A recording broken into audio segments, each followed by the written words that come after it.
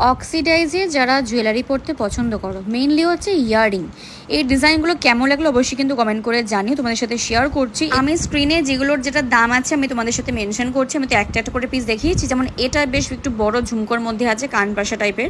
আর oxidise কিন্তু এমনই একটা জিনিস যেগুলো ড্রেসের সাথে কিন্তু দারুণ ম্যাচিং হয়, সে তুমি কুর্তি পরো বা শাড়ি পরো। যেমন এই পুচকুটা কিন্তু যেটা ছোট্ট মধ্যে পছন্দ করো, এটা মাত্র 35 টাকা, 35।